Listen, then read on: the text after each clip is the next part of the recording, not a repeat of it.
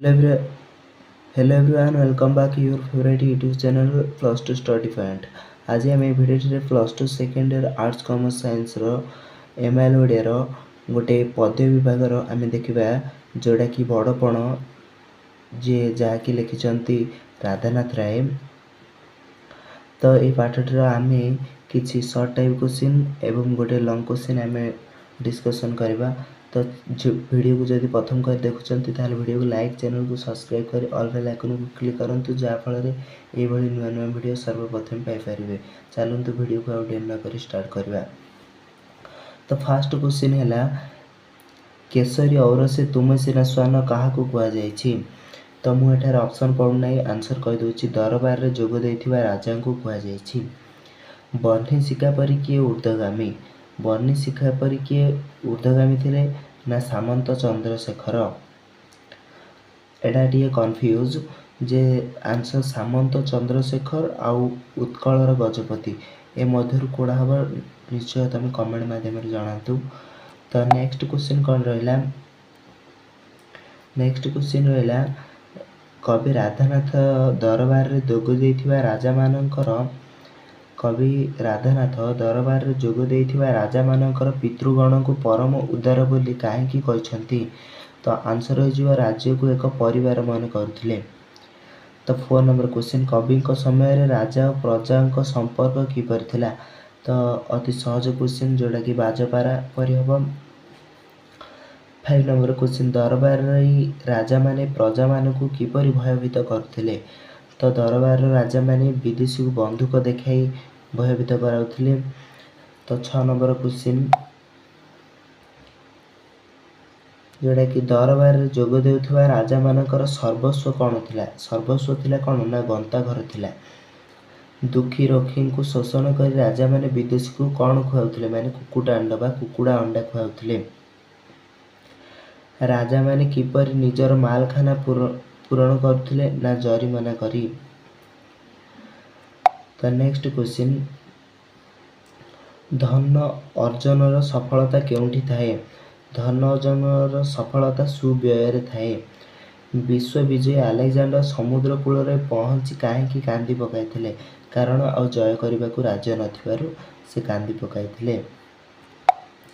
तो next question रहा आसीथिली फेरीगली शून्यहस्ते उक्ति कहार माने आसीथिली फेरीगली शून्यहस्ते उक्ति हूँ विश्व विजय आलेक्जेंडर। तो भंगा माठिया पानी बोही जावा पर मनुष्य जीवन रु कौन सरी जाए। मनुष्य जीवन रु कौन ना आयु सरी जाए। तो 13 नंबर क्वेश्चन मृत्यु बहु दूर रे अच्छी बोली मन करी जे हसुए तार किपरि गति घटे ना हसी हसी मृत्यु ता पछरे आसी बसी जाए। तो 14 नंबर क्वेश्चन जोड़ा कि आयु बढ़ीगले जीवन में मायार प्रभाव किपरि हुए बोली कवि कहते। मायार प्रभाव छाया पर बढ़ी जाए बोली कवि कहते। तो लास्ट 1 नंबर माने 1 मार्किया लास्ट क्वेश्चन है कौन ना विधाता धर्म रूपक पोत गढ़ी कहीं माने संसार बारिधि को अतिक्रम करने विधाता संसार रूपक पोत गढ़ी। तो एबे आम 15टी MCQ क्वेश्चन जोड़ा कि 1 मार्किया क्वेश्चन आंसर डिस्कसन कले तापर आम एबे देखा लंग क्वेश्चन गोटे जोड़ा कि बड़पण आका। तो प्रश्नटी रहा पठित कविता अवलंबन में मनीष जीवन में धर्मर गुरुत्व विचार कर माने धर्मर गुरुत्व कौन अच्छी विचार कर।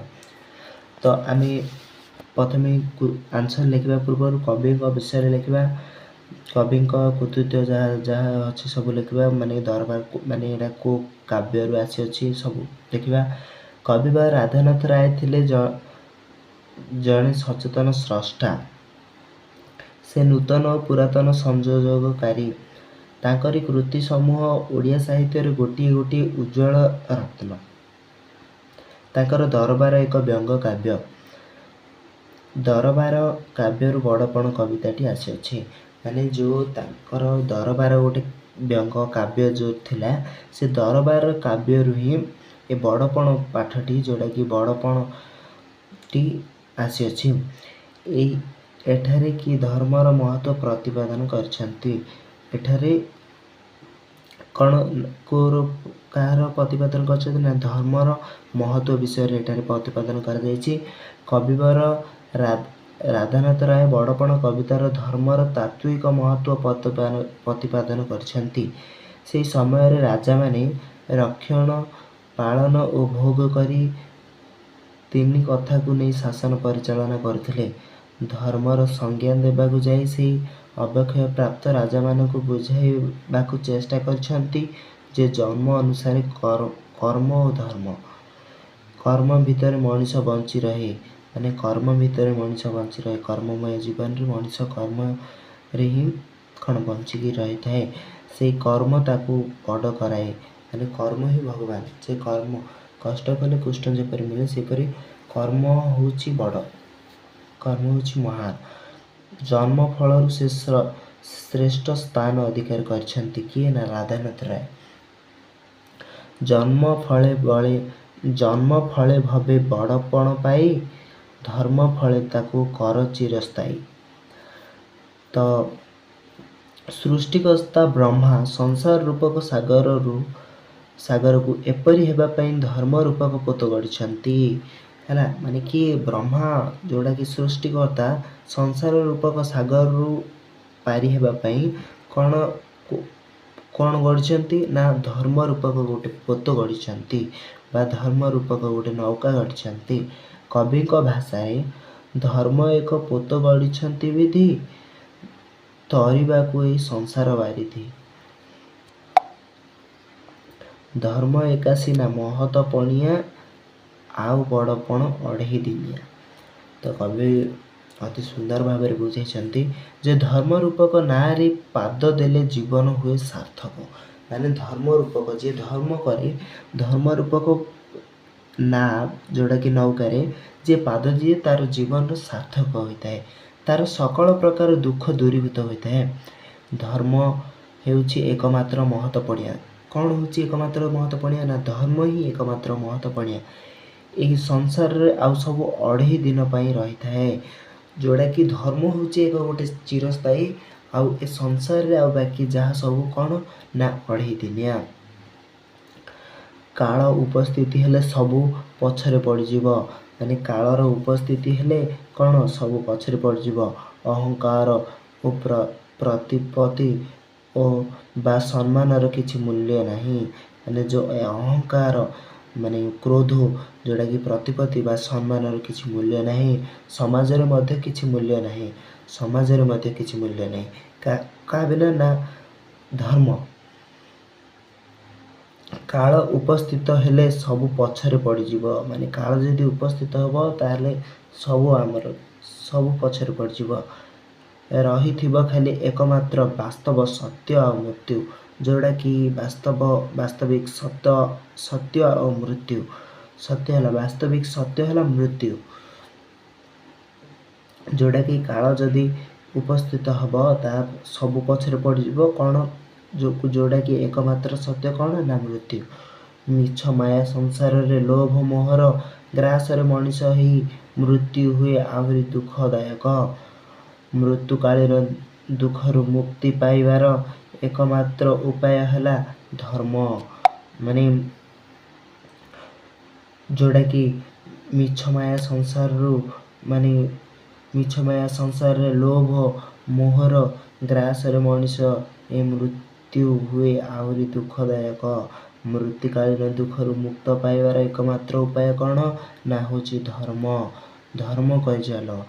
ତ ଧର୍ମର ଯେଉଁ ବ୍ୟାପକ ସଂଜ୍ଞା ଭାରତୀୟ ଦର୍ଶନରେ ରହିଛି, କବି ଅବଶ୍ୟ ତାକୁ ଗ୍ରହଣ କରି ନାହାନ୍ତି। ତାଙ୍କର ବିଚାରରେ ଧର୍ମ ଅର୍ଥ ଜନ୍ମ ଅନୁରୂପରେ କର୍ମ। ତାଙ୍କ ମତରେ ବା ତାଙ୍କ ବିଚାରରେ ଧର୍ମର ଅର୍ଥ ହେଉଛି ଜନ୍ମ, ଅନୁରୂପରେ ହେଉଛି କର୍ମ।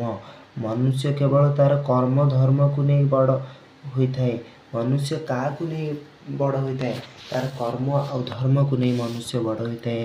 ସୁକର୍ମ ଆଚରଣ ଦ୍ୱାରା ମାନବର ଜନ୍ମ ସାର୍ଥକ ହୋଇଥାଏ। ସୁକର୍ମ ବା ଭଲ କର୍ମ ଦ୍ୱାରା ମାନବ ଶରୀରର, ଯେଉଁଟାକି ମାନବର ଜନ୍ମ ସାର୍ଥକ ହୋଇଥାଏ। ତାହା ହିଁ ଧର୍ମ ଦ୍ୱାରା ସେ ପବିତ୍ର ହୋଇଥାଏ। ମାନେ ସେ କ'ଣ ନା ଧର୍ମ ଦ୍ୱାରା ହିଁ ପବିତ୍ର ହୋଇଥାଏ। କର୍ମ ଧର୍ମ ଦୁଇଟି ମାନବର ଦୁଇଟି ସର୍ବଶ୍ରେଷ୍ଠ ଅଙ୍ଗ। କର୍ମ ଆଉ ଧର୍ମ ହେଉଛି ମାନବର ଦୁଇଟି କ'ଣ ନା ସର୍ବଶ୍ରେଷ୍ଠ ଅଙ୍ଗ, ଯାହାକି ଓତପ୍ରୋତ ଭାବେ ଜଡ଼ିତ। ଆମର ଧର୍ମଶାସ୍ତ୍ର ସବୁବେଳେ ଆମକୁ ଉପଦେଶ ଦେଇ ଆସିଛି, ଧର୍ମପଣ ହେଉଛି ବଡ଼ପଣ। ବଡ଼ପଣ ଆଉ କିଛି ନାହିଁ, ଯେଉଁଟାକି ଧର୍ମପଣ ହେଉଛି ବଡ଼ପଣ।